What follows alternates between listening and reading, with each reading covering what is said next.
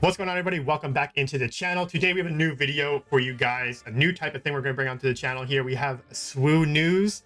I'm Handens and I'm joined by Matt. Hey guys. Matt's going to be joining me on these types of videos. We're just going to be talking about some fun topics, whether it be new cards, decks that won certain events. As you can see down in the headlines down below, there are some big decks winning big events. It's actually kind of cool. And then also some fun segments we're going to bring to you guys as well and kind of have some fun with it, right? Before we get into anything, I also want to give a huge shout out to Maclunky Gaming. If you haven't done so yet, check down in the description. Make sure you follow the channel if you want to get some high quality commentating on some big events. They do some amazing stuff over there, so make sure you go down below and click that subscribe button on Maclunky Gaming. And also, if you're enjoying the content over here, make sure you hit that sub button for us as well.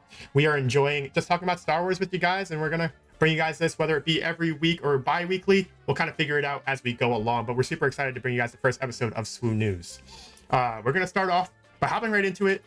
Fantasy Flight has announced some starter deck cards and some other cards from the new set, right? Jump to Light Speed for Star Wars Unlimited. And we're going to go ahead and talk about some of these new cards. We're going to go ahead and give our quick little thoughts over each card. And then at the end, we're going to kind of give our big overall, thoughts of everything that we're going to talk about, right? So let's start off here. We have Boba Fett. When you deal non-combat damage, you may exhaust this unit leader. If you do, deal 1 indirect damage to a player. That player assigns 1 unpreventable damage among their base units. It's cool. They're bringing this in from Star Wars Unlimited. Star Wars Unlimited, yep. Star Wars Destiny. I was a huge Star Wars Destiny player, and it does seem like they're bringing in a lot of mechanics from that game, which is pretty interesting to me. They're also bringing in Pilot from that as well, and Pilot allows you to equip this leader onto a vehicle. It can only have 1 pilot unless the card says, because we're going to go over another card that can have multiple pilots, right? He is a 4/7. He can come out if you control 6 or more resources. He's a 4/7 vanilla, which, again, a 6 cost 4/7, what he should have been for set 1, as we all know. And then when you deploy him, he goes ahead and he deals up to 4 damage divided as you choose among units if he's deployed as an upgrade. So on a vehicle, he gets a little mini barrage. How you feeling about this card, Matt? I think it's really interesting. I like the control aspect that's leaning in. I never played Destiny, so I'm unfamiliar with the whole indirect damage kind of mechanic. Mm-hmm. But like you said, it seems to be the same from back then as it is now. So I'm interested to give that a try and see how this factors in. There's a lot of cool cards that they revealed with him for his starter deck that seem to go along with that indirect damage theme. So it's something I'm interested in trying. I kind of wish he had a little more text if you decide to put him as a ground unit, but it is what it is. He doesn't need more text. He just put that Boba Fett armor on him, right? And then he gets his text from the armor. That's all he needs. That just forces me to run yellow, though. Maybe I don't want to run yellow. Yeah, but red-yellow villainy is the color these days. Let's be real. Yeah, that's fair. But also, I did try to get you to play Destiny. You did? It did not work. But let's go ahead and hop over to the other leader, right? This one is a little bit less consistent because, as we've talked about, Matt and I, you can at least use Boba Fett's leader ability each turn and kind of make sure it goes off. Han Solo is a little bit more risky. Again, shouts to Fantasy Flight for keeping these cards on theme. Never Tell Me the Odds is a really cool tag, and also they really brought it into the ability, which I love. I love the theme on brand. Action, reveal top card of your deck, then attack with a unit. If you revealed card as a different odd cost, then that unit gets +1/+0 for the attack. So, you can get a little stat boost if you do reveal a card with a different odd number. Again, a little bit not consistent because you're not going to be guaranteeing that every single time. So that's a little bit scary. And then Epic Action, he comes out on 5. He's a 3/7 vanilla, which is, 3/7 is fine. I think 7 HP is pretty solid for a 5 cost. And then when deployed as an upgrade, for each friendly unit or upgrade that has an odd cost, ready a resource. So you can go ahead and you get your resource manipulation with this, just not as crazy as old Boba Fett. How do you feel about Han? I think you kind of covered it thematically. Really cool.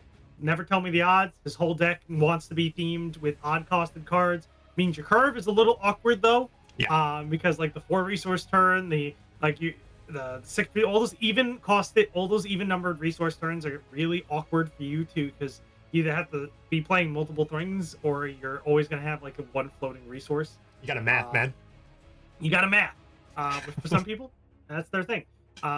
But yeah, I don't feel like his leader ability is as consistent Mhm. as Boba's if we're comparing starter to starter, because you have to hope that the top card of your deck, one, it's odd if you didn't build your deck completely odd, and two, that it has a different odd cost than the card you're attacking with, um, which I, again all comes down to the mathematics of how you build your deck.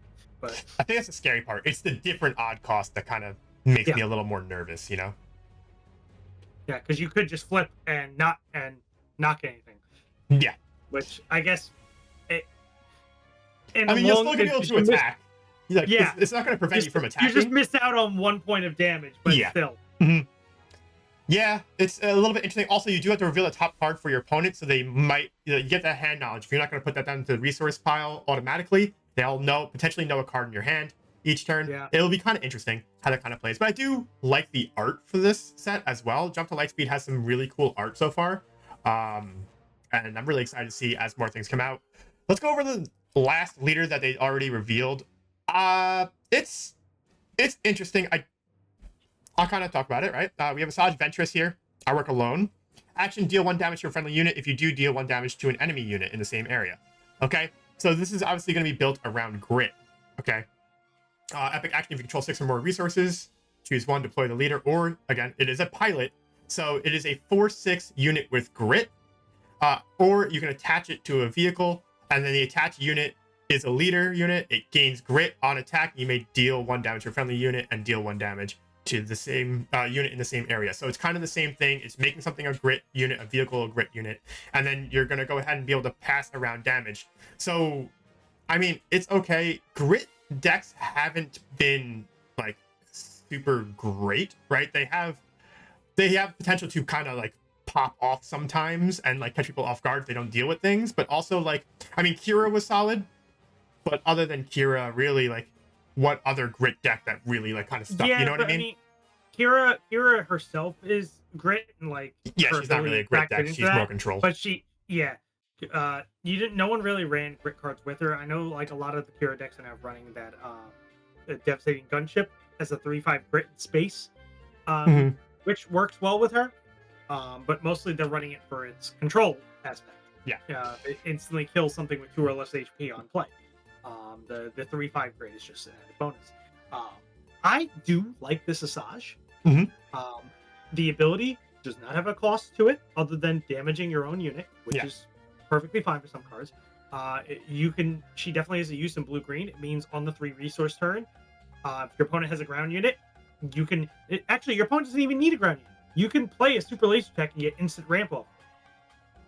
Because the only condition of the ability is that you have to deal damage to one of your units. The secondary ability doesn't trigger until that. But even if they don't have it, you have to do the first part first. So she can get instant ramp out of super laser techs, just playing them and using her ability, which is always great. She's a 6 cost, so getting that ramp is probably needed. So blue green is probably going to be something we definitely see out of her. Mhm. And then giving something grit on deploy if she decides to become a pilot, that could be pretty big. There are a lot of vehicles, especially ground vehicles, that you can take advantage of, or space vehicles with grit, and then you can go ahead and try to clear things up. Especially if you are going to choose to play green, you can use the grit to make your vehicle or the grit unit stronger, and then use Overwhelm Barrage for even bigger clears, which is pretty cool. Yeah. I also like her. She's Bounty Hunter, Knight, and Force. So Force unit is pretty cool. And the Bounty Hunter tag, if you do want to run it in yellow, you can use things like Relentless Pursuit and give her a shield. So you can get her really strong if you just choose to use her as a unit, and then give her a shield so she can live an extra hit, which is kind of cool. And also catch her something if you want to go that route. But like, I just don't understand what makes her a grit unit. They're on theme with a lot of things, and like I mean, I guess she took a lot of hits, I guess, at this point, because she did just kind of go after her mentor to try to kill him, and she got wrecked, and now she's coming back to fight for more. So I mean, that's great. yeah, as I said, at first I didn't put 2 and 2 together, and now it's like, oh, it's starting to hit. She's pretty gritty. Also, at this point, she starts to grow some hair, and it's great. She looks better with hair than with no hair. Yeah, we're gonna keep moving. We're gonna keep on moving now. Let's go ahead and just talk about some of these other cards, right? So we're gonna kind of go through these a little bit quickly. and then we're gonna get our overall thoughts about each card, right? Let's talk about probably one of the best cards, though. We have Chewbacca, faithful first mate, so good. Also, Han is a rebel, but this being a rebel is sick. You can go ahead. Sabine getting a little more support. I think that this is really good for Sabine. It's gonna be awesome. The ability, when it's a unit, this card cannot be defeated or returned to hand by enemy card abilities. That's sick. And piloting, it costs 3 in command and heroism. An attached unit gains that ability, cannot be defeated or returned by enemies' abilities. And it's really good. +3/+3. Yeah, exactly. The +3/+3 is big because we all know that these upgrades that get +3/+3, like the lightsabers and stuff like that, like +3/+3 is big. And if you can't bounce stuff or, defeat it, it sticks and it's crazy. Yeah, so I play a lot of Luke Green, and I always have to be careful when I'm playing against certain decks. Like if I put a General's Blade on someone, because sometimes it pushes them into Fell the Dragon range. Chewbacca doesn't do that. Yeah, it's solid. Also, again, Rebel. Like I like to run Rebel decks. I like to run good guide. I don't play villainy decks. I literally just don't touch. During testing I did with Matt. That's all I used until Matt hated Overwhelm Barrage, and then I just never touched it when I played. So this is like my favorite card that they did reveal, which is why I started with it. Yeah, no, the 5/6 for 5 is a pretty good stat line. Not being able to be killed or bounced is phenomenal. I mean, your opponent, if they want to get rid of Chewbacca, they have to physically fight him. 2, the just being able to give that ability to any vehicle. Like turn 1, dropping something in space, and then turn 2, putting Chewbacca on it, forcing your opponent to be like, hey, you got to deal with this. This thing's going to keep hitting you a lot. It's way better than Wing Leader, right? So like way better. Like so in my Sabine deck, whenever I'm running that, and I got Wing Leader on turn 2. It's like, oh, I feel good. I can go ahead and hit for 5. I'm not taken out, right? This like open fire could still potentially kill something. Like if he swings into it and then open fire, it gets rid of it, right? This is crazy. Like it's so good. And then also like it's a starter deck card, man. Like everyone's got access to this card. Once you buy the Han Solo deck, you have 3 copies of this card. Yeah, it's so good. I can stay talking about this card for a long time. Again, we're probably gonna end up coming back to it, but let's go ahead and hop into another card because again, that card is fantastic. I love it. But let's hop into Never Tell Me the Odds. Discard 3 cards from an opponent's deck and discard 3 cards from your deck. Deal damage to a unit equal to the number of cards with an odd cost discarded this way. So you can potentially deal up to 6 damage. It is a gamble, not guaranteed, but you are milling. Yay. But again, it's okay. Yeah, it's okay is the word I would use to describe it. Yeah, it's okay. So here's the thing. Pretty much, unless they reveal other leaders that want to be using odd-costed cards, you're probably only running this with Han. So this card is entirely dependent on Han being good. Yeah. If Han does not make a splash in the meta, in like the meta once set 4 is out, this card's probably going to be not very good because you mill both yourself and your opponent to deal damage equal to the number of odd cards discarded. In Han, you're getting a minimum of 3.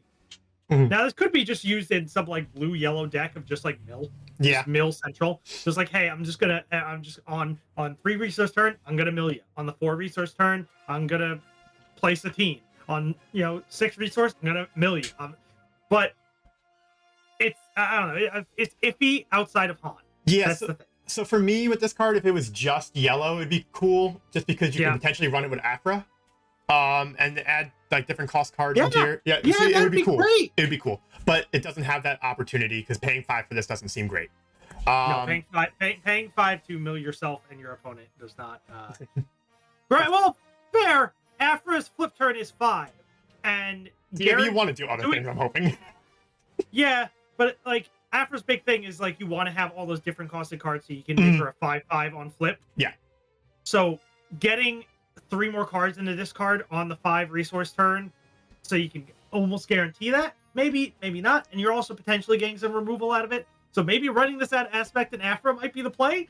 Yeah, sure. Well, I don't know. I really can't say though. Yeah, let's see more of this night. Exactly. Let's go ahead and hop into Tandem Assault. Another card that I like for Sabine. I don't know if I would run it 100%, but I do like it. It has potential in a lot of decks that want to run both space and ground. If you want to go ahead with that mix, I think that there are going to be a lot more decks that are kind of like mixed in this set coming out. They're going to have a lot more vehicles, especially space vehicles, stuff like that. But attack with a space unit, if you do attack with a ground unit, that unit also gets +2/+0 for this attack. Really good. It's a 1 cost. It can get you that pump damage. And then also, again, it can kind of split things up. So you can make sure you get in your attack in space. And then if your opponent has more ground units and you're afraid that you're going to not be able to attack with a ground unit, you get to get that ground unit attack off anyway before they go in and maybe potentially swing at it or remove it. So I think it's really good and, keeps up tempo. Yeah, I really like that. It's essentially a neutral command rebel assault. You're not forced to use rebels. You're just forced to have one in each arena, and the ground unit gets all the buff instead. But this does make it so, like, if your opponent has the leader out, gives you a better option to possibly trade to the leader with a ground unit while still getting action in on space without taking too many actions. So yeah, it's action compression and a buff. I like it.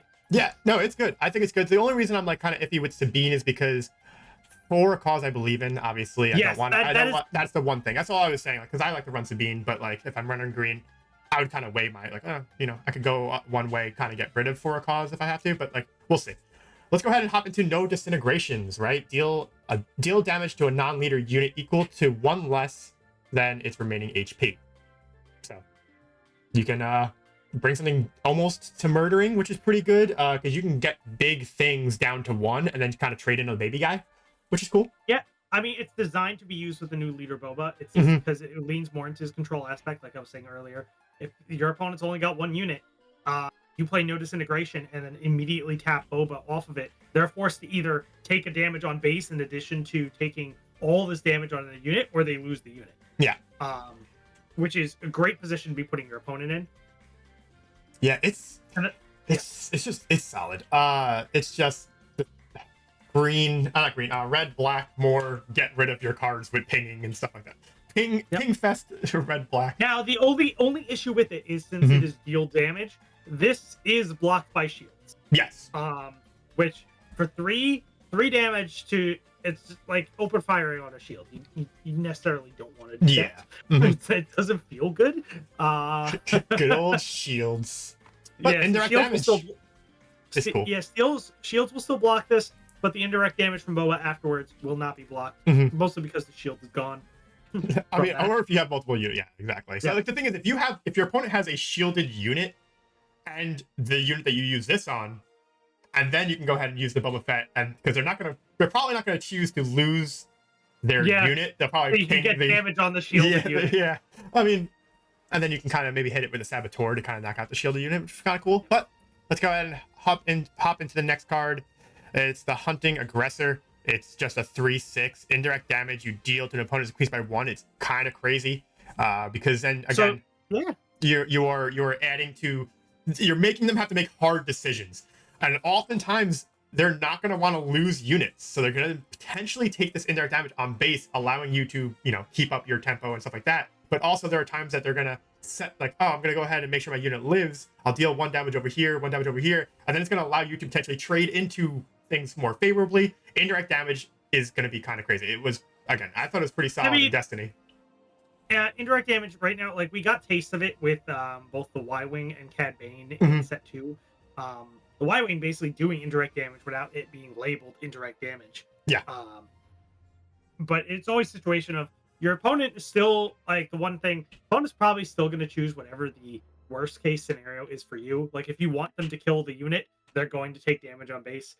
If you want to start racing the base using this, they're probably going to move the damage onto a unit. It's just what happens. And Cad Bane not being able to like choose where his damage is going. If you aren't finishing off their units immediately, you end up with a lot of damaged units on your opponent's side, but not a lot of dead units. Hunting Aggressor in combination with the other cards for Boba potentially looks to kind of alleviate a little bit of that by increasing the amount of indirect damage you're doing all the time, which is nice. I also do like that this is a 4-cost 3/6. Like that's a pretty beefy stat line to just drop in space. Yeah, I'm starting to think like, so like obviously in set 2 you saw like the big drop of the 5 costs that have 6/6. I think we're gonna start seeing that a little bit in space more in this set, right? We have the Star Hopper as the next card here. When defeated, deal 2 indirect damage to a player. So again, if you have your hunting aggression up with this card, it's 3, which again, like it starts to rack up. Like indirect damage, like I don't think people are gonna realize I don't know. It's all these pingings and indirect damage decks. It's gonna be kind of crazy. Yeah, and then Zygerian Starhopper, what I like about it is it's a 2/3 in space, which matches up really well into a lot of the very popular space units in the current meta for set 2 and 3. A lot of them are 3 attack, 2 HP. So it guarantees that it trades into whatever for a lot of the popular ships for right now, and then still gets the indirect damage to hit something else or the base. Yeah. I think that's pretty good like design there. Now let's go ahead. Again, we're going a little bit faster through these ones. We got Bosk. I think Bosk is pretty cool. He's a 4/4 for 4. On attack, exhaust the defender, deal 1 damage to it. You have to attack the unit, obviously. It's not just attack and then exhaust. Like if you attack the base, you're not going to be able to exhaust any defender. So that's kind of meh. It does have piloting. It only costs 2 to put it. So again, getting a +2/+2 on something is cool. And on attack, the defender, does the same thing. Takes 1 damage and gets, the extra damage. So it could make trading into something a little bit easier. Because again, you are hitting something and then dealing an extra damage. So if it does have, let's say you are swinging in for 5 and has 6 HP, if you're hitting the aggressor and you want to get it off your opponent's side and you are swinging into it that something has 5 HP, this on it will give it that extra 2 and then the ping. So it'll be able to take out that 6 with your 5 hitting unit. So it's cool in that aspect. But again, you're not going to be able to swing into base and exhaust something. Just keep that in mind. Yeah, I think obviously compared to he's the Boba version of Chewbacca. He's not even close. Not even close. The extra damage for attacking into he's basically hitting units for 5. Yeah. Essentially on the ground. And on space, being a 2/2 for 2 is not bad for an upgrade stat line. I mean, again, Chewbacca is just better. Yeah. Is now playing Chewbacca, you can play on turn 2, completely go, play on curve yourself out, get a great statted unit out there that your opponent can't really deal with on turn 2. Bosk, the 2 resources a little clunky because you're not playing that on turn 1 as an upgrade, so that can't happen. You play it on turn 2, you're left with that open resource. So unless you get a 1-drop to go with it, like maybe a Greedo, that'd be fine. I just think for other like 4/4s for 4 we've seen, like K2 is such a better card. Even Forlom is just kind of better, even with just the ambush. Forlom is instant gratification. Yeah. Which is more in line of what Cunning is supposed to be. So yeah, I'm not gonna lie. I think that this set is redemption for Chewie because Bosk leader is better than Chewie leader. So now this Chewie unit is better than this Bosk unit. That's how I'm gonna look at it. Okay. Yep, I'm okay with that. Okay. Okay. Next we have the Death Space Skirmisher. Right. When played, if you control another space unit, you may exhaust the unit. A little more control-y type of stalling out your opponent. There are other cards that do this in Cunning, and this is kind of just another one. It's a 3-drop 3/3. It's okay. And again, you get to exhaust, and no requirements into what you exhaust. So the Cartel Spacer requires you to have a 4 or less unit to exhaust. This is just exhaust another unit. Yeah, that's a good point. So like Cartel Spacer had a limit to it, and also required Cunning. Yeah. This just required space. So if you're playing like this would probably go pretty well into like the current Django, like Arkentown decks, those big space heavy decks, because as long as you have into the space unit, you're getting a free exhaust on anything. Yeah. And then as the 3/3, it's a little better statted than the Cartel Spacer. So yeah, I do like this. Yeah. I think it has a place in certain decks for sure. Yes. Yeah, 100%. Let's talk about the 2 new ships, as in we've seen them before, but they're new.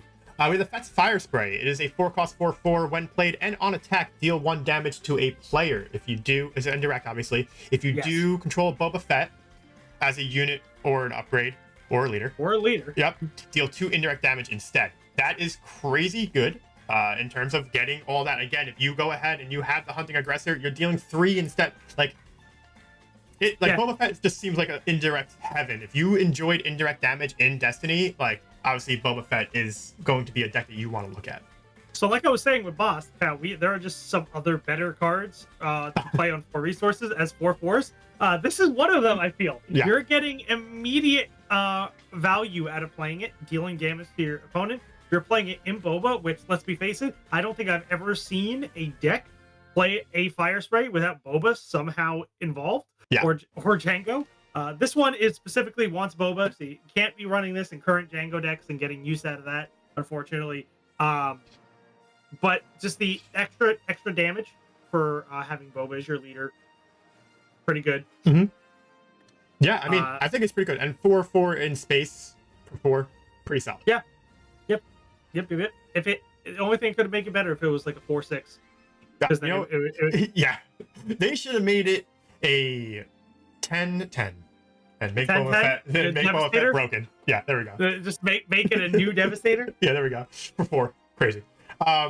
The final card we're going to be talking about today is the Millennium Falcon. Now, I did talk about earlier how you can only pilot a vehicle with one pilot, right? If you have another pilot on it, you cannot pilot another one. This gets around that, obviously, because you can have up to 2 pilots. I think this card is fantastic, especially if you can get this with Chewie on it.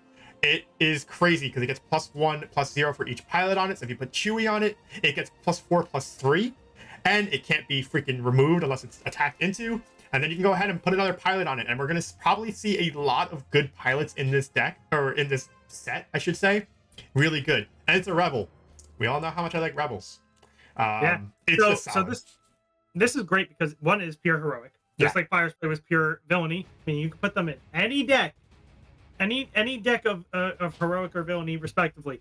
The 3 cost 3/4, that's the stat line for already current Falcon. Which, granted, requires you to pay an upkeep for. Yes. But interplay ready. This doesn't have the interplay ready, but in conjunction with all this piloting stuff, it can be, I think, much more of a threat. Yeah. Like you said, dropping Chewie on it on the immediate following turn, you now have a 7/7. 7/7 that can't bounce. It's crazy. Like if you get a 7/7 in space and your opponent doesn't have, that obviously has to be on the 4 resource turn, and your opponent doesn't have a Sentinel in space, right? If you're not playing against blue or they just don't have a Sentinel in space, you're smacking in for 7, and then you can also, like, let's just say we're gonna put this in perspective of playing in Sabine, right? On the 4 resource turn, I'm gonna go ahead and I'm gonna bring out Chewbacca on my Millennium Falcon if it wasn't already destroyed by an upgrade prior. Okay, it's now a 7/7, right? I go ahead and I bring out Sabine. I then use Tandem Assault. Hit for 7, hit for 5 on the 4 resource turn. Pretty good. Just gonna say. It's pretty solid. A 12-point swing on turn 3 is pretty wild. Yeah, I mean, obviously there are other ways you can do that in Sabine, obviously with the Darksaber and all that stuff, but this is just cooler because Chewbacca is a pilot and I want to use Chewbacca, all right? He's cool. This, like, you bring up Sabine. This is now a new Rebel 3-cost ship. Yeah, exactly. So now, like, on 3, you don't have to drop your wing leaders, which are essentially a do-nothing card after it gets its buff. You don't have to... you have other options, and 3/4 is just a great stat line, which Sabine didn't really have in red-green without the buff of wing leader really in space. So I mean, I think it's fantastic. I love the Millennium Falcon. I love the Han cards in the deck. I'm not in love with Han, but I will be getting I'll be getting it anyway, but the Han cards in the deck I like more than the leader himself, not gonna lie. Heck, like I saw this card. I'm like, oh, cool. So I go back to playing Luke, and now they announce these cards. Like, this is phenomenal. Yeah, like, there you go. Chewie's getting slotted into my Luke deck as soon as set 4 drops. One of my biggest worries with Luke is control, and that helps so much. Yeah, it's crazy just how good Chewbacca is. And obviously, we're saying this before any testing or any like other cards are released, but on paper and how it looks, Chewbacca is insane. I think that Chewbacca is the best card revealed. I do think that the Aggressor is solid in indirect decks. I think that that's really good. Millennium Falcon, Fetch Fire Spray, I think are also really solid. But Chewbacca, I think, is just head over heels, just a lot better. Chewbacca has a unilateral kind of design. He's going to be good in whatever deck you kind of run him in. Yeah. As long as there are vehicles for him to be put on, he's going to be useful. Exactly. So now that we went ahead and talked about all these new cards, let's talk about the set. Right, I want to kind of go over something real quick, something I wanted to bring up, and that fact that they are kind of like this feels like they're going a little bit of an homage towards Destiny, right? Asajj Ventress, a little bit out of it, but I wanted to kind of talk about what we kind of expect as far as new leaders, right?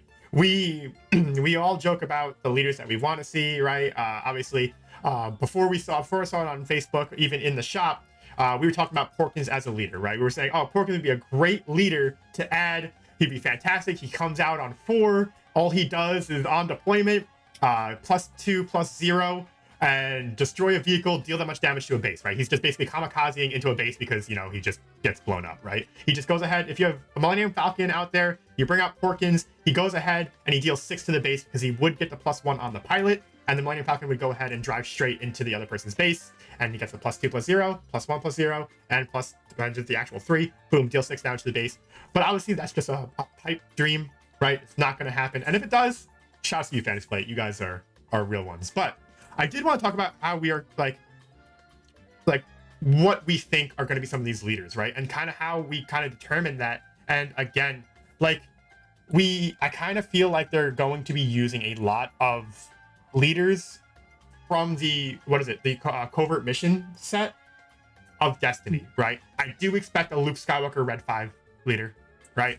A Darth Vader leader as well. I think a Poe Dameron leader is very likely. Hera leader is almost guaranteed, and I think Thrawn will be a leader. I don't think that was part of the covert missions one, but I just think that Thrawn will be a leader in this set. But I think Poe Dameron is going to be coming back. Poe Dameron was very prominent in the meta when piloting came out in Destiny, and I think that that's going to be potentially the same thing here. And obviously, as they said that they're not going to do all pilots, but I do think that as we kind of like look through these covert mission pilots, I think that we can kind of get potential thoughts of what we can see. We have some, like, granted, there's going to be 18 leaders. We only know 3 right now. Yeah. So even the ones you just listed, Vader, Luke, Poe, Hera, Thrawn, that's another, 5? Yeah. Like there's still so many options. Like, if we're going off of that covert mission set from Destiny, there was also a Sabine in there. There was a pilot, so we could see another Sabine leader. We could also see things like Wedge, you know? I do think Wedge is a good choice. Also, that being said, that you brought up Wedge, I think Wedge set 1 card is going to see a huge spike in play. Like, he's going to... If we're seeing a lot more focus on, like, vehicle-heavy decks with units being used as upgrades for them via piloting, Wedge might get a lot of use because he comes out on 5. He's now giving all your vehicles ambush and +1/+1. Yeah. Yeah, it's going to be kind of crazy. What do you think, as far as leaders go, right? Obviously, outside of what we just listed, and no Porkins, right? Not going to say Porkins. Who would you like to see in this set, right? Honestly, they are... Yeah, because, like, the main thing is, right, I do feel like they're going back to, obviously, the Galactic Civil War.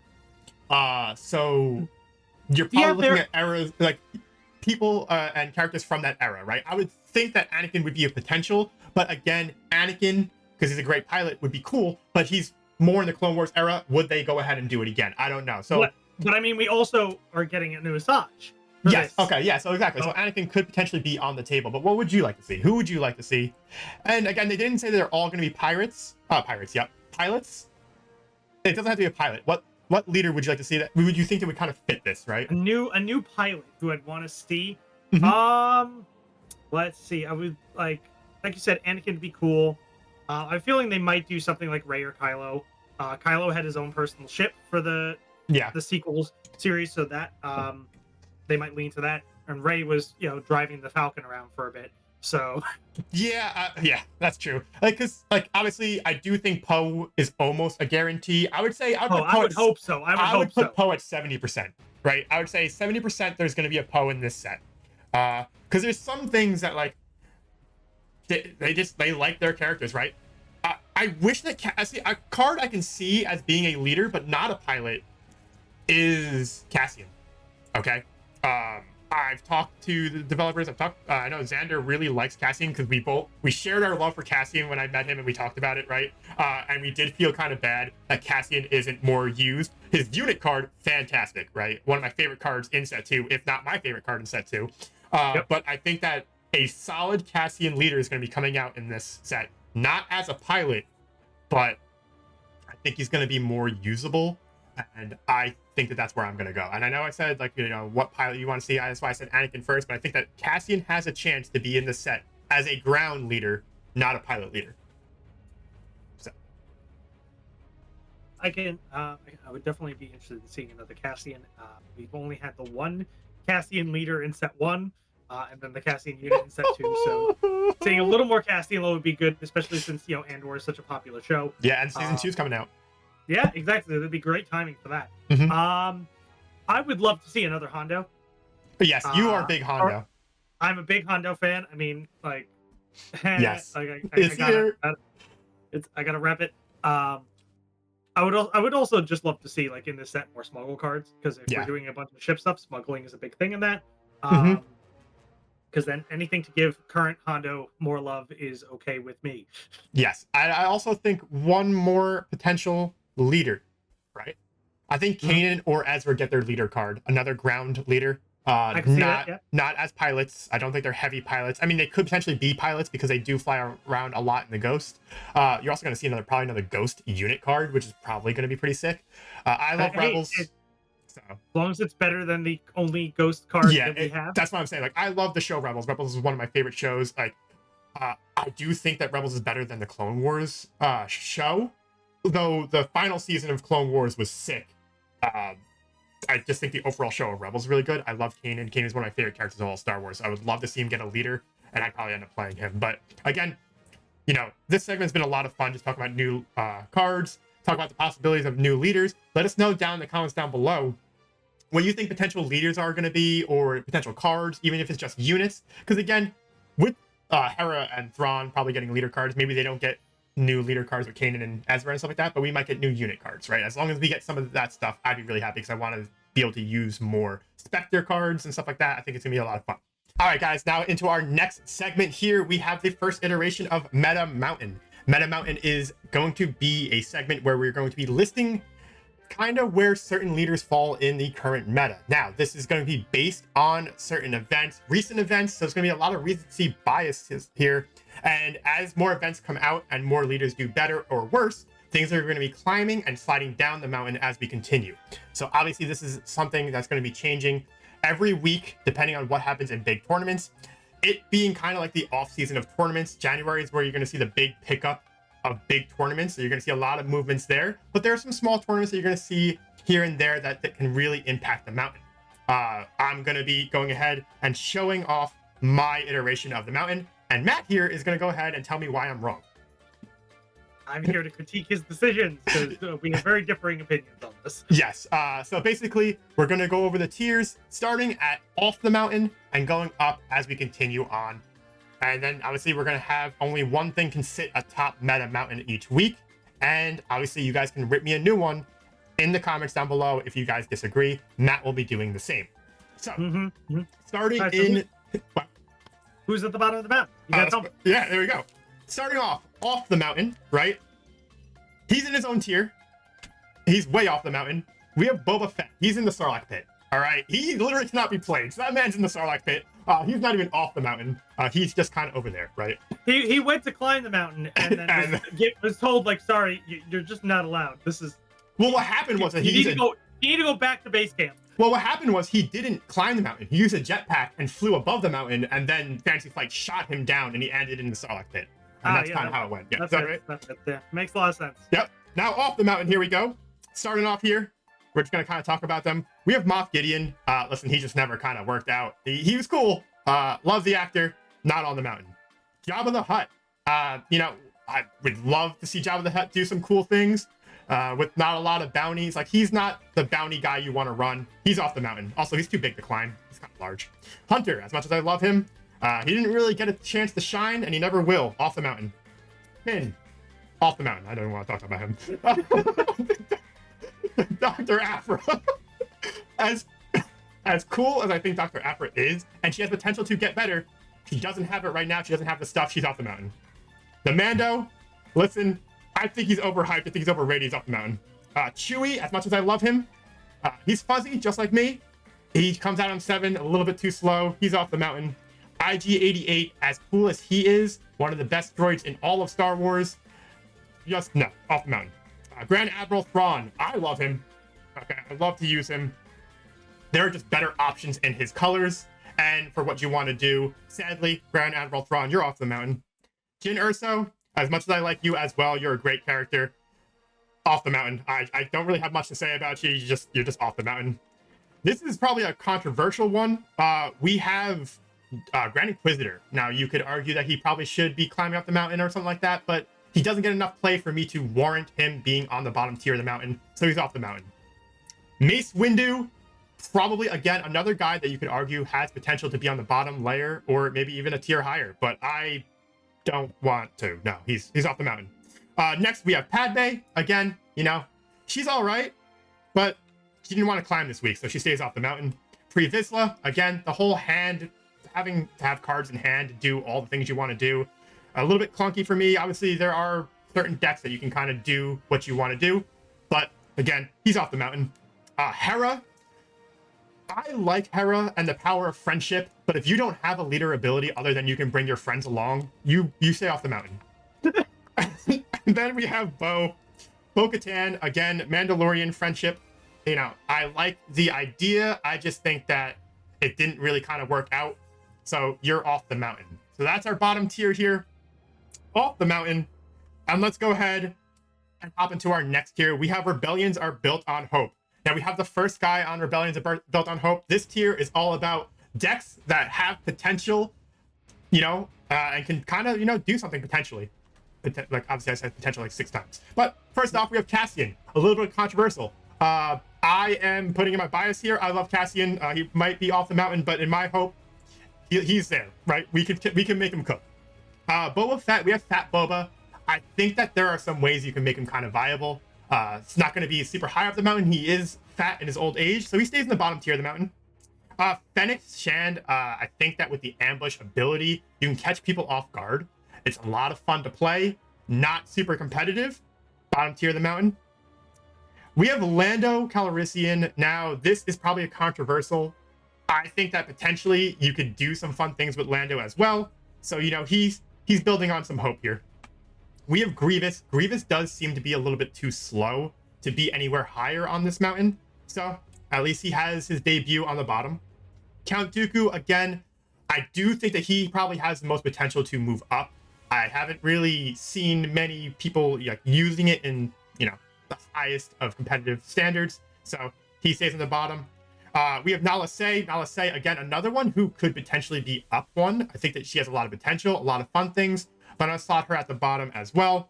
Wat Tambor, again, another one. These last 3 are kind of like ones that are kind of iffy, have potential to move up, but right now they're just staying at the bottom of the mountain. And next we have Newt, the final addition to the bottom of the mountain. I know my boy Matt is not happy about that one, but he's be chilling there. You know, Trade Federation, not really feeling it, right? Our next tier is A New Hope. This tier is about things that have potential to do well if used in the right hands. We have Obi-Wan Kenobi, maybe a little bit more biased. Obviously, as you guys know, I love Obi-Wan, and I think that he has potential to do some great things, of course, in the right hands. Captain Rex, again, another deck. You can go ahead and try to use a bunch of clones and make a bunch of clones using his ability, make his clones stronger. You know, he has a chance.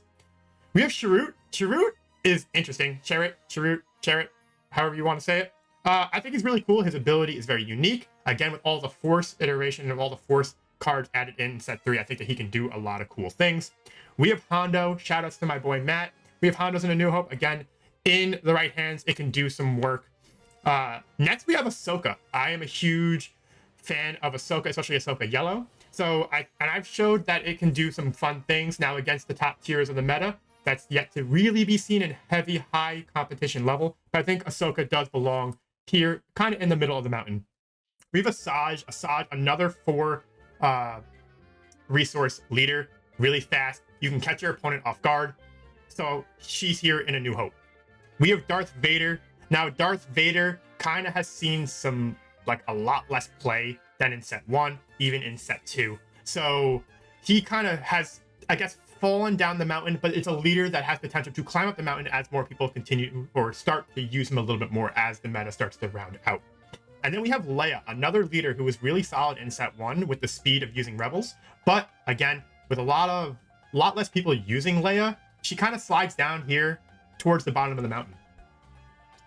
Next, we have someone will figure it out tier. There's one leader here. We have Chancellor Palpatine. All right. I didn't feel comfortable putting it in a tier in anything really. It's just, again, we have to see like a deck that's a little bit more consistent with it. So he gets his own tier until we really see how it kind of, you know, plays in high competitive. I know that we've seen some people use it. Hasn't been shining too much. So the very likely possibility of him sliding down or even off the mountain is there. But I want to give him this due diligence because if I don't, he'll shock me with lightning. Next, we have Sneaky If Not Ready For, right? These are decks that can really kind of catch you off guard and can put in work in a lot of tournaments, right? We have Quinlan Voss. Quinlan Voss Red in particular, probably just really solid, being able to do a lot of pinging and kind of control the board kind of early and kind of use its speed to, you know, take over, right? We have Yoda. I think that Yoda belongs in this tier. Yes, people might argue that he should be a tier higher, but again, we'll see as more tournaments come out, right? All these big tournaments coming up in January, you're going to see Yoda probably a little bit more. We'll see if he can climb the mountain. He has some short legs. This is kind of where he finished out in this week. We have Grand Moff Tarkin. Grand Moff Tarkin, heavy space, powering up his Imperials. Again, if you're not ready for it, he can easily take over you and run you out of space. Kylo, again, if you're not ready for it, the speed of Kylo is just, again, you can't match it. It can catch you off guard and take you out really quickly. And we also have Garth Saxton. Garth Saxton, again, another one that you could argue potentially could climb up the mountain as things continue. But I think this is a really good spot for him to land in. The Sneaky, if not prepared for, tier. Next, we have Solid and Reliable. Now, this is probably controversial, but I have Maul here. Maul could probably be down a tier, but I have seen Maul win some big, not really big events, but some events in general. So Maul kind of falls here. We have Director Krennic and Kira. I'm going to lump these two together, mainly because they're still solid control deck options, but there are other options. We also have Iden in the solid tier as well, Iden double blue. It kind of gets lumped up with these three control decks. There is just obviously a better control option if you want to be mean to your opponent and not want to play the game. Solid and reliable, we have Luke here. Luke, I think, is very solid. I think, again, he's a deck that has potential to climb, but not many people are using him in really high competitive, or as much as I thought that, yeah, we have Matt here, but I haven't seen many people in like the PQs, stuff like that. Like the Luke numbers are down. We're going to see that number climb, and as those numbers climb, Luke will start climbing up the mountain. The final leader here is Han 2. Now, you can argue he should be a tier higher, but Han 2, really in blue, really solid, but I think this is kind of where he falls, and I think he slots in pretty good here. Now we're in the Now We're Talking category, right? We have Anakin Blue. Now, you can argue that Han 2 and Anakin Blue probably should switch, but I think that the amount of people playing Anakin and Anakin Blue, I think that he gets more spotlight in the current meta, and he obviously has won some events recently, whereas Han really hasn't. So this is why he slots in. Again, this is based on recent tournaments, okay? These are where these people are climbing based on recent tournaments. Do not kill me. Next, we have Emperor Palpatine. Emperor Palpatine is getting a lot of play recently, and rightfully so. He's doing really good in the meta, whether it be double green, yellow, right? He's doing really solid. Good job, Emperor Palpatine. Keep sitting on your throne of lies. Next, we have Rey Red. I hate that deck because it is mean to me. But again, cannot argue with the fact that it is so good. It's such a great deck. Rey Red slots in. Now we're talking. And now we have the most recent PQ winner, Cad Bane. I also have him here because the next tier are leaders that are in a league of their own. But Cad Bane slots in here, and now we're talking. Next, we have really the final tier, the top of the tier, because we're going to kind of talk about it, right? We have the Four Horsemen. We have Jango, we have Sabine, Bossk, and Han 1, right? These are the four meta decks that I think are super strong. Most people are going to be playing an iteration of any of these leaders, right? Jango Red is probably, like, you're not going to really play Jango Green. You could, but Jango Red Tarkin Town is probably one of the only decks going to be running for Jango Fett. Really strong, right? You have Sabine, you can run Sabine Yellow or Sabine ECL, both really solid, probably one of the best, if not the best aggro deck in the format, right? We have Bossk Blue, I hate you. And then we have Han, probably yellow or green. It's just really, really good and really consistent if you play the deck well, right? You can't just bring a Han deck to a tournament if you have played it and don't understand it. Han does require you to understand the deck, as do probably 3 of the 4 decks in this tier, right? The good players are going to be able to use these decks very well, and then people who don't really have like the quote-unquote skill to play these decks won't perform with them because they do require a little more thinking and just better play to really pilot these decks well. But obviously there has to be one of these 4 sliding to the top of the mountain and kind of going over the recent like meta and like all of the events and all that stuff. I have Bosk Blue sitting at the top. So you're going to see Bosk Blue climb right now to the top, sitting with Han, Django, and Sabine at the second tier with Bosk at top of the mountain. And that's the first week of Meta Mountain. All right, what do you think, Matt? Well, I don't know if I feel like Bosk should be at the top. Yep. No. Okay. I do like him in the 4 horsemen category. Oh, 100%. I don't think he deserves to be at the top of the mountain. I think a lot of the other like decks in the 4 horsemen tier themselves have a really good matchup into Han, into Bosk. Yes, so, 100%. I do agree that Han Yellow is really good into Bosk. I just feel like Bosk has really good matchups into a lot of things. I guess the 4 horsemen category, they do have okay matchups against Bosk. I just feel like I hate Bosk so much, so he went up there. And yeah, again, this list is biased. Disclaimer: there is bias here. I do feel Cad Bane should be up here. I feel like in the 4 horsemen. Yeah, I do. Like I've watched 2 different like tournament streams where Cad Tarkentown is taking it down with very powerful showings throughout every round of Swiss, and then into just taking it into in top 8s.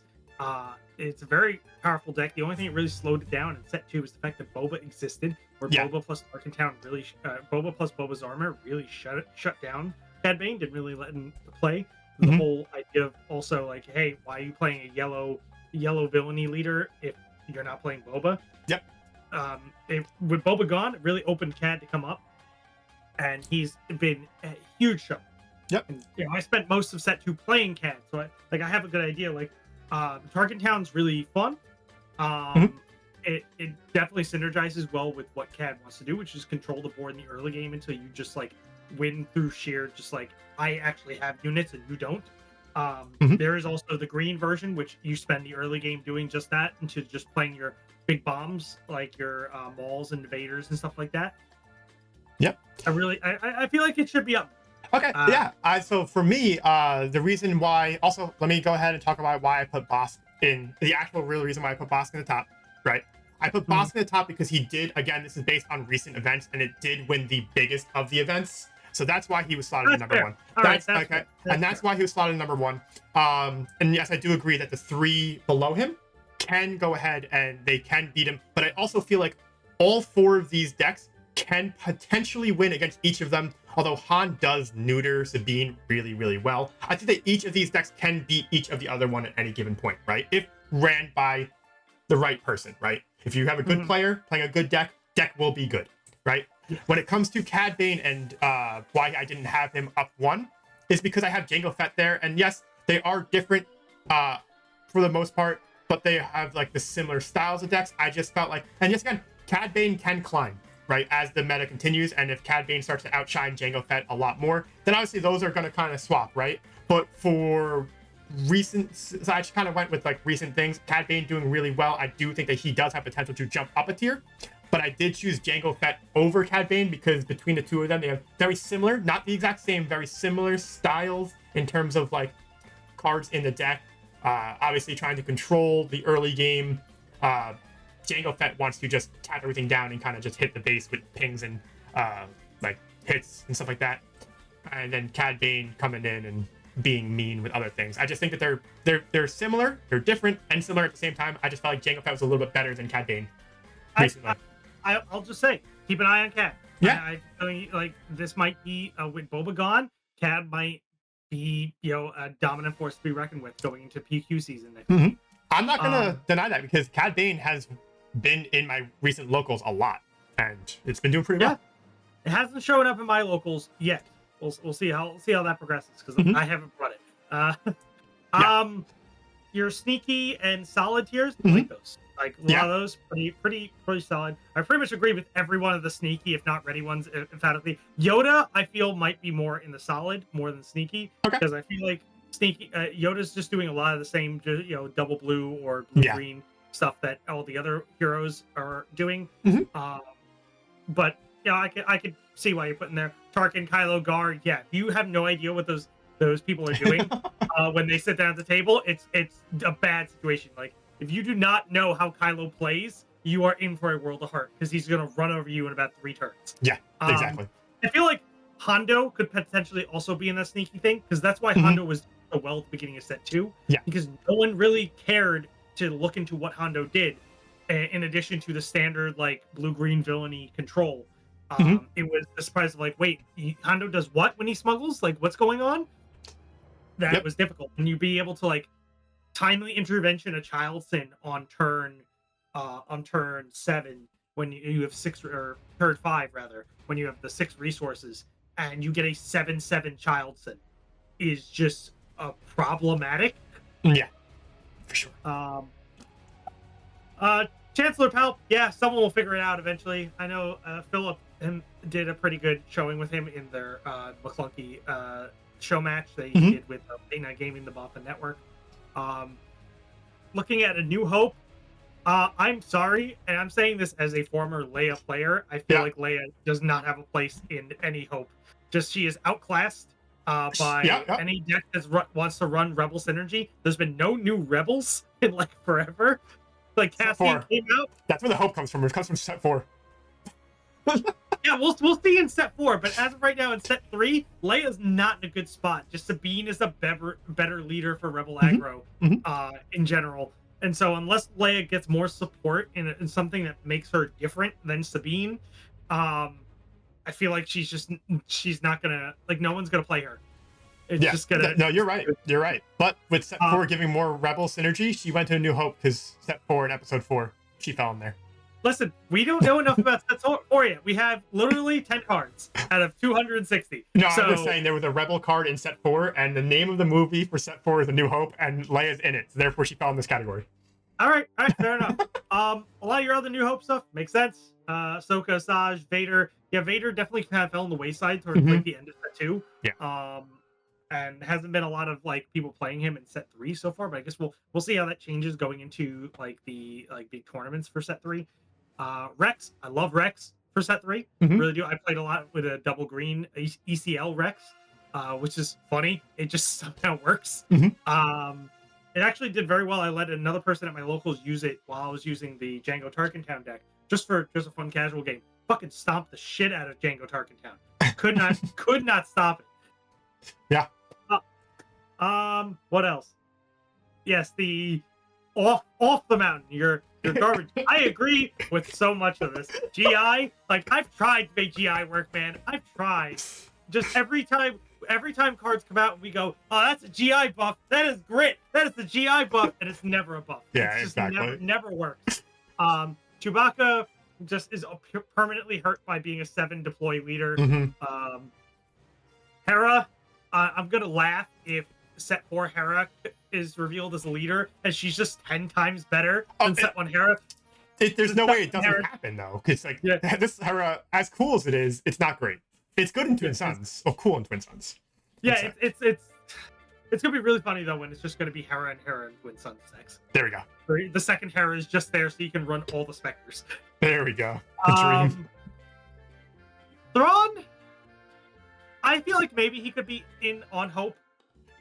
A Rebellion built on Hope. And trust me, I wanted to put him there, but I didn't want to be super biased because my 2 decks from set 1 were Cassian and Grand Admiral Thrawn. And so if I put them both on Rebellion built on Hope, I would have gotten roasted. So I chose Cassian because Cassian's my boy. So here's the thing, like, Thrawn did get some help with the addition of like cards like Foresight, which let you, you're already looking at the top card of everyone's deck, so Foresight's like extra guaranteed card draw. He falls in that same thing of like decks that are running R2, like run Foresight and get that extra draw, which could really help him play his control game when he has more cards at his disposal than everyone else. So I feel like he potentially could be in your Rebellion's build on Hope. That's my thought there. Finn is just permanently at the bottom of the mountain. I don't think he's even trying to get up anymore. He gave up. He gave up. He got a card in set 3, and it was just non-existent. Jin is also permanently there.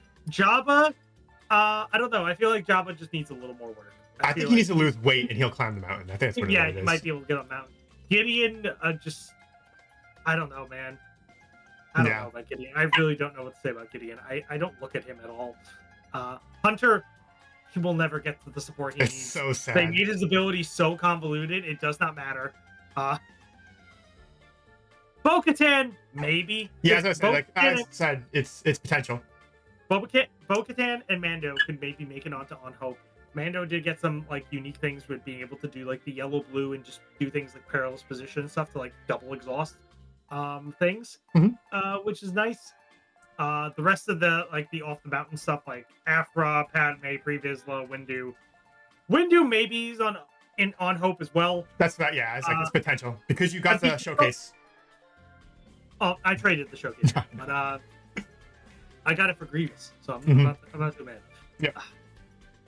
A lot of stuff here otherwise feels good. Newt feels right and On Hope as a Nala. They're like the big exploit leaders because like Newt gives you the buyback for the exploit. Nala gives you wants you to run clones to use as exploit fodder. Yeah. So yeah, they're just like the exploit itself isn't really super good. Yeah. No, I feel like a lot of the current looking at the list is pretty good. Yeah. I've made my notes, but yeah. All right, so that's the first iteration of Meta Mountain. You guys can go ahead and roast me, and also now that you heard Matt's take on the mountain, roast him as well because rip me apart. Rip me apart. Exactly. Come at me. It's part of the comments. We love to get ripped apart because it adds fuel to our fire to make even worse mountains in the future. Especially everybody in Maclunky Gaming. Come at me. Yeah. So I know where you play. That is true. That is true.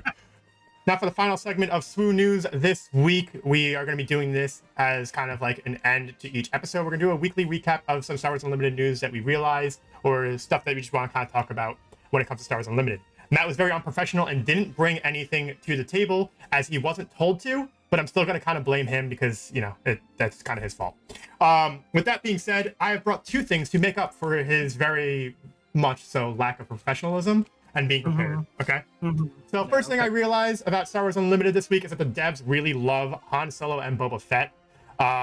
It is 4 sets in, and we have 3 Han Solo leaders and 3 Boba Fett leaders. As much as I also like those characters, stop, please. I know that they did say that they are going to like hold it back with those 2 leaders from now on, but I mean, come on now. It's been again 75%. That's a lot. And this Han leader, I know, like the Boba Fett, I think has potential to do something. I think they had to make up for the fact that they threw the other one to the Sarlacc pit. But this Han seems okay. It's just I don't think we need another Han for let's say 3-4 sets. I think you can agree with that, Matt. Yeah. I think we're kind of Honned out for a bit. I think this is enough Hans until they go and start doing like a rotation thing and then decide, well, there's no Hans in rotation, so we need to release a new Han. Like, yeah. Exactly. See, and then maybe they'll bring back old Boba Fett. Go. Exactly. Now the second take that we're gonna go over, and by we I mean me, right, is the Carbonite packs, right? I don't know how to feel about the Carbonite packs, right? We know that the developers are huge Magic fans, and they're bringing things from Magic over into Star Wars Unlimited. This does kind of feel. I don't want to say a cash grab type of thing because I also listen, when I buy Magic packs, I do buy collector packs. I do like the alternate arts. I do like the foils. I like the special treatments of the cards. I do like the fact that they did say that the boxes aren't going to change. But that being said, all the boxes and prices of the boxes are going to plummet, right? People are going to want to get the Carbonite packs. They're only doing 1 print line of them, so it's going to be kind of crazy. So the prices of those are going to be probably through the roof. And I just don't know how to feel about the Carbonite packs because, again, as a store owner, we are not going to be ordering as much of the normal boxes because of the Carbonite boxes in the initial wave, right? And with that being said, it might lead to a lot of people missing out on some product and stuff like that. singles are now going to be super cheap from the boxes, right? They're just all going to be super cheap. Even the hyperspace foils are not going to be as expensive as these carbonite packs. So people who are going to be collecting are probably just going to go for the carbonite packs, and then once the carbonite packs are gone, they're not going to buy any product outside of that. So just kind of, I don't know how to feel about the carbonite packs as much as I like the collectability of it. And I do, again, I buy collector packs when it comes to Magic. I do not know how to feel about the collector packs right now. I would like to get your take on the collector packs, the carbonate packs. I don't know how you feel about them. So I'm me coming from a situation where I've never really threw myself into a card game, or especially not one that had a situation such as this. I don't play Magic, so I don't have any insight as to like the collector packs from that standpoint. Looking at it as a someone who doesn't know much about it, I see a pack that we don't know the cost of. Okay, so do you know how much collector packs typically cost for Magic? Nope. Okay. Nope. So let me tell you this. Packs are typically $27 to $42 a pack for collector packs for Magic. So you're getting 15 cards potentially, or 16 in this case. Actually, I don't know if they're even going to have bases in it. I doubt they're even going to have bases. You don't know. We don't know yet. Let's say potentially 16 cards for $27 to $42. They're probably going to be on the lower end, right? So you're probably going to look at $25 a pack, if I had to guess. How do you feel about it now? These packs, I feel... So that's pretty much like going to buy... like going to buy a pre-release kit. Right? That's what I'm saying, dude. That's what I'm saying. So yeah, price-wise, okay, yeah, you're not getting... but you're getting a lot of the, like, you know, they said it's all going to be hyperspace foils, going to be like the showcases are going to be attainable in there. It's only going to be set 4 stuff from what we've seen because they're starting with this with set 4. And there are no exclusive cards in there. So if you're a player like me that doesn't care about that stuff, then it existing doesn't matter. Yeah. No, and well, but okay, so I guess for me as a store owner, it does mess with me. Yes. Because it really changes the way that we have to approach buying the product, and it's kind of crazy because, like, listen, boxes of collector boxes, right? There's usually 12 packs, and it looks to be the same shape, so it's probably like look for 12 packs. 12 packs in a collector box. Again, price. I'm just comparing it to Magic. You're looking at about $250 for a collector box for 12 packs. $250 for 12 packs. It's not cool, not great, but you know, it is whatever. But again, yes, you do get the extra variations. It's good for collectors. They're going to get all the special cards. Did they say they're going to have some extra fancy arts in them? Exclusive arts? I don't remember either. But either way, I think it's currently unknown if they... Okay. All they said is that like the current stuff will be in there. Okay. So... Hyperspace foils, and showcases. So then, in my mind, showcases are also going to go down in value because they're going to be potentially easier to grab through these packs. And yes, you can still get them in boxes, but the market in the game, this is going to be a very interesting and very weird market period for Star Wars Unlimited because the new type of pack coming out and people aren't going to know, like, it's just a weird time for probably more so for card stores and local game shops than it is for the players. Because again, the players don't have to buy it. The players be like, hey, listen, I don't play fancy cards anyway. If I get them in my box, cool, I'll throw them into a deck. I don't need these fancy cards. I do not need to go ahead and grab them. You know what I mean? Yep. So that's just my little... That's a hot take probably for me. People are super excited for the collector boxes, but as a local game store owner or worker, I guess you could say, I'm a little nervous, really. But that's, you know, that's understandable. I would like to think. If you want to roast me for that too, go ahead. I am very roastable. As you can see, my cheeks are kind of red. It's kind of hot in this room, so roast away. Yeah. So get in the comments. Yes, roast them. But I hope you guys enjoyed this episode of SWU News, episode 1, the pilot episode. As things kind of continue, we don't know if we're going to do weekly or bi-weekly. We'll kind of figure that out as we continue. But let us know if you guys enjoyed the episode or you didn't, and we'll kind of go from there. If you guys are new here, make sure you hit that sub button down below. Support is always appreciated. We appreciate each and every one of you guys, even the ones who roast us. It is Christmas time. Chestnuts be roasting on an open fire. Now, also, if you haven't done so yet, check down the description below and make sure you hit that sub button for Maclunky Gaming. Again, if you want to go ahead and see high quality competition and high quality commentating for those competitions, they're going to be providing that over on that channel. They're going to be at SCGCon Atlanta, so they're going to be having some stuff over there. Also, I believe they're going to be going to other PQs and stuff like that. Just again, make sure you check out their content, hit the sub for them as well, show them the love. With that being said, we're going to go on and get out of here. Again, thank you so much for tuning into this video and showing the love for episode 1 of SWU News. And without further ado, we're going to go on and get out of here. Thank you, Matt, for joining me. I'll see you guys later. No problem. Bye. Later.